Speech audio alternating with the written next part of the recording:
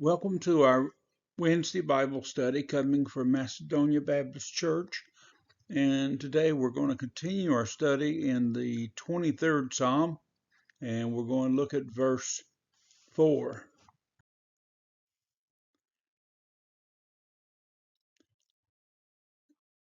Verse 4 begins, "Yea, though I walk through the valley of the shadow of death, I will fear no evil, for you are with me. Your rod and your staff, they comfort me."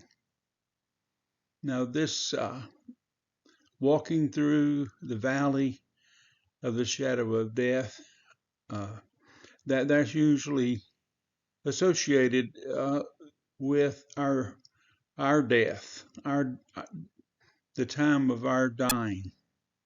But it can also have application to other dark times in our lives when we're not as strong as we should be spiritually, or we're just really under some kind of satanic attack, uh, or perhaps we're not doing well in getting along with other people.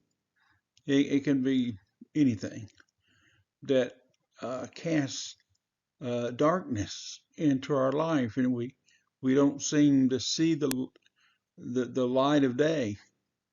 But Jesus is the light, and so he makes a difference here in verse 4. "Yea, though I walk through the valley of the shadow of death." It's the shadow of death that we're focusing on here. "I will fear no evil, for you are with me." So that's pretty clear as we look at this. But let's continue. The valley of death, and I've already touched on this, the valley of death pertains mainly to a believer's experience during his transition stage of dying and entering into the Lord's peace. However, it can also be used to apply to the dark times we have in life. The psalmist declares that he will fear no evil. And the reason for this, he knows the Lord's going to be with him. And you can just imagine if you're walking down a road and the sun's shining at your back, and you are you're walking down that road, and you can see the shadow of yourself up ahead. When I was a kid, I tried to catch my shadow, never did. But thinking of it that way, the light source is coming from behind you, and that's how I picture this. This is the valley of death. Then it spans the shadow of the valley of death. Is the shadow, and little kids at night get scared of shadows on the walls in their rooms, but those shadows can't hurt you. So this is why the psalmist says he will fear no evil, because the Lord is with him. The Lord's already been leading him to good pasture and to water and protecting his life. The psalmist will be aware of the Lord's presence. That's the key thing. That's why he's not thinking about being afraid. Now, the shepherd's tool, his rod and his staff, they're all together. And there's two parts.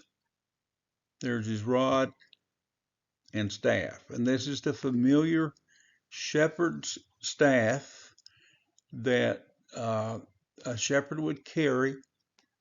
It would be pretty much all straight, looking kind of like a walking stick, but at the upper end it would have a hook on it, and so this rod was used for at least two things, uh, two main things. First of all, to protect the sheep.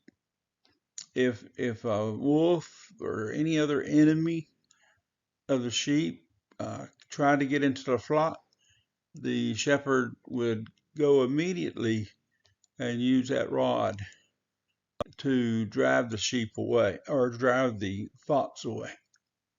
So as we look at this, it's a offensive, defensive tool to help the sheep. But also he mentions his staff, and that's that crook that's at the end. And oftentimes when sheep were trying to maybe get off course and have the possibility of getting lost, the shepherd would come along with that staff and get the sheep's legs, put it up under him, and pull him back in to the right way.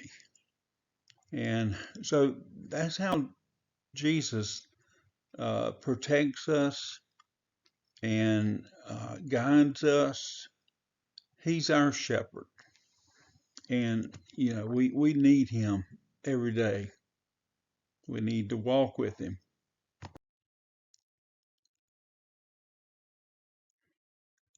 So I want to invite you to our Sunday morning service. We're in Revelation, still going to be finishing up chapter 6, and we're going to be looking at the 5th and 6th seals that Jesus will be opening.